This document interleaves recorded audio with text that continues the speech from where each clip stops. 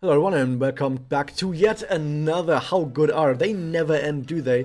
Where today we're going to talk about some characters that you probably already know very well from the North American server, but of course they've gotten Spirit Enhancement. We need to talk about them today.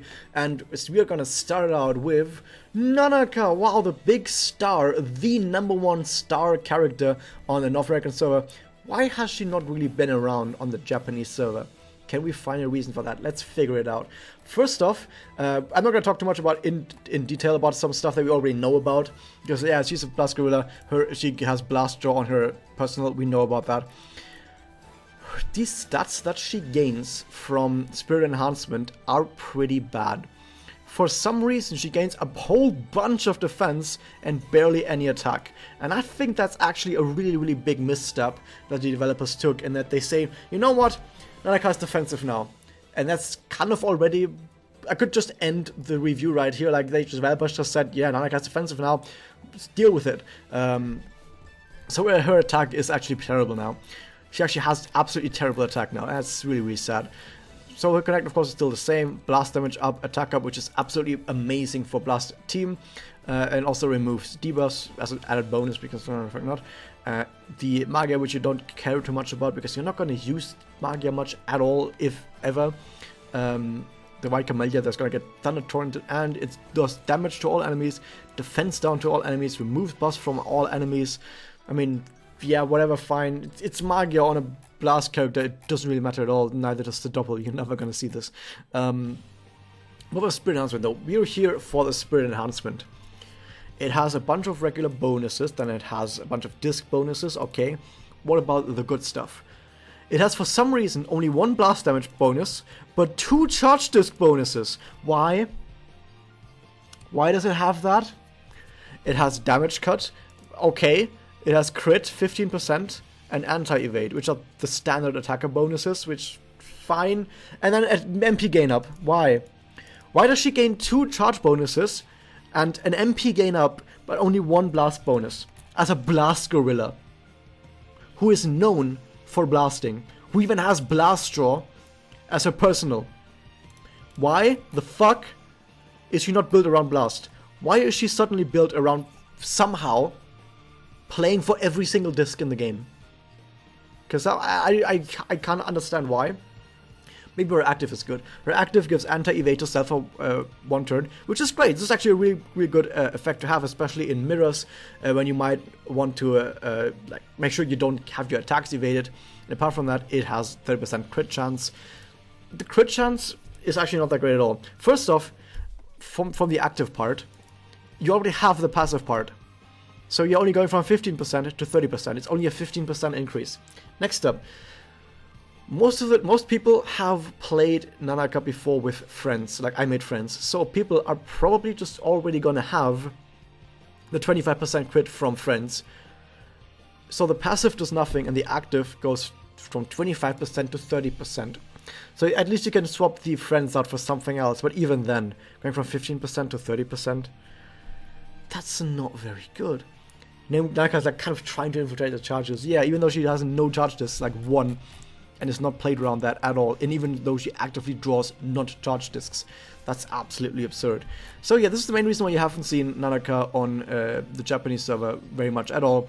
Her Spirit Enhancement is actually terrible. She has one of the worst Spirit Enhancement in the entire game. She doesn't get the most important stat that she needs from a Spirit Enhancement. Her nodes are all over the place, and she gets bonuses for stuff she doesn't actually need, and her active is only passable sometimes. She's terrible.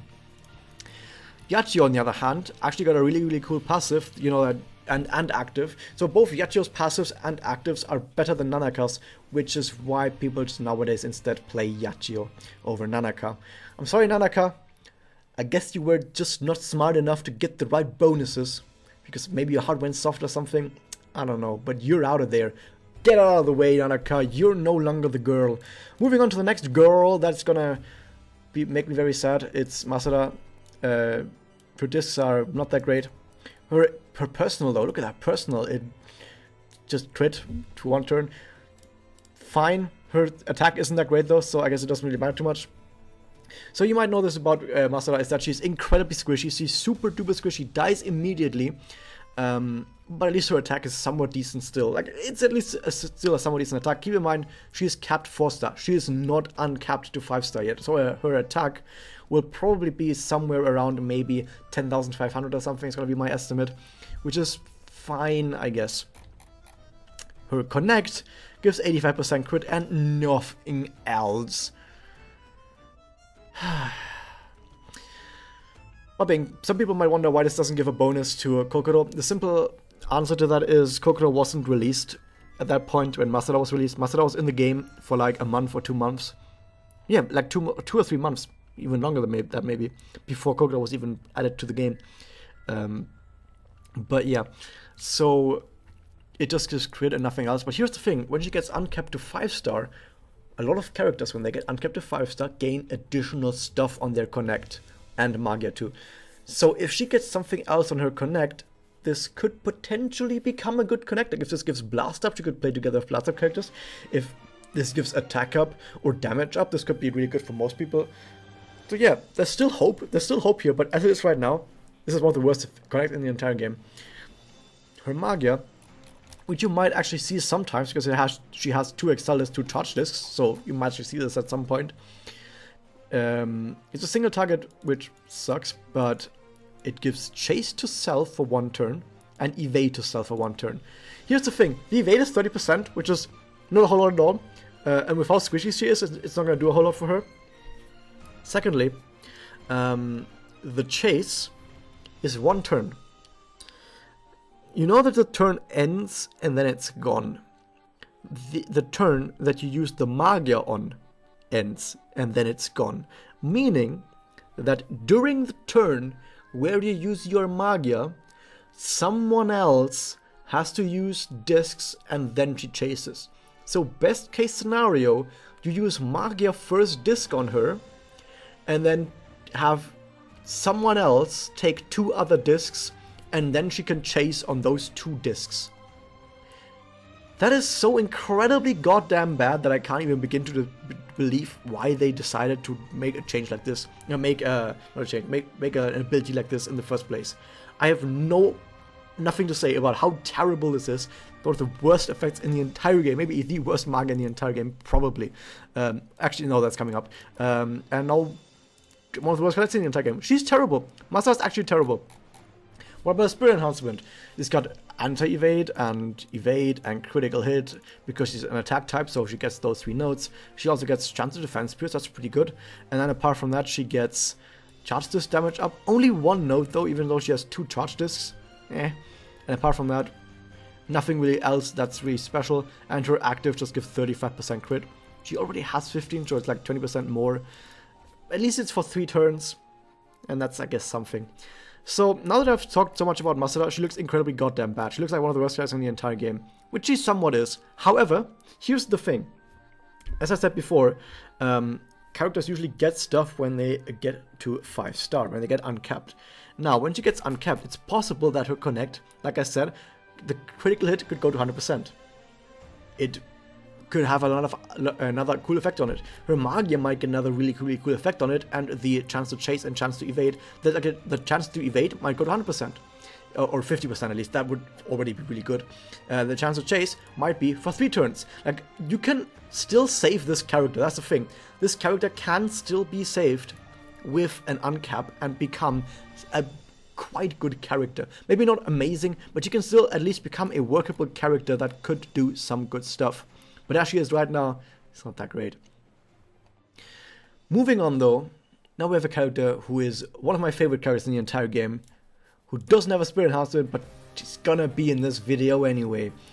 It's Kuro. She has discs, she has stats, she even has a connect with her girlfriend even. Look at that, it's Akemi Homura's girlfriend. Oh my god. It really is, but it's not quite a joke, she kind of is her girlfriend.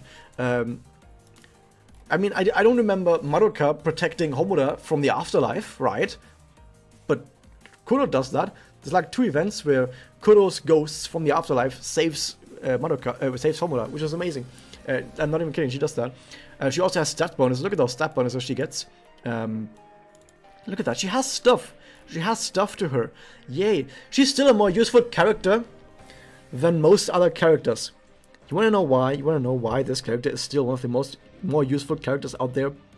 At least when it comes to like free-to-play, low-rarity characters. Of course, when we're talking about like 5-star characters, like characters that can reach 5-star, it's a different story. But at least if we're talking about characters that can't reach 5-star for whatever reason, like if they're capped at 4-star, whatever, out of those, she's still one of the more useful ones because of her personal, which is by the way the saddest person in the entire game probably.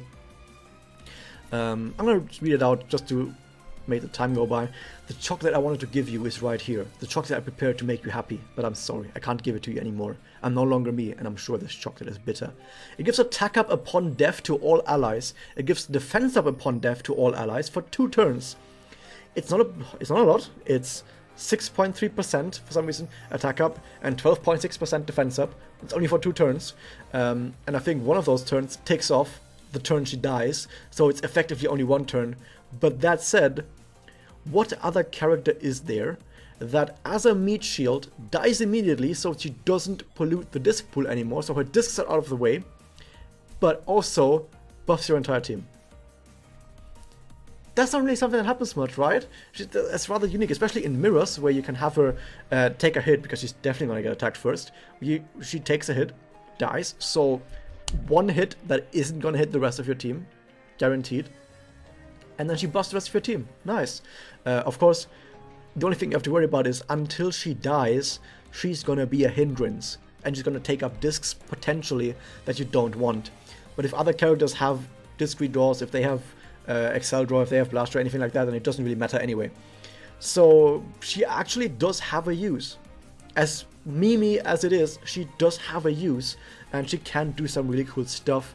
But she has to die first. She's basically the notorious B.I.G. of Mario Record, and if you got the reference, you're awesome, man. Yeah, that was that for these 3 characters. Hope you guys enjoyed this. Yeah, hit the subscribe button, ring the bell, pour one out for Kuro, give some F's in chat for Kuro, please, and I'll see you guys next time.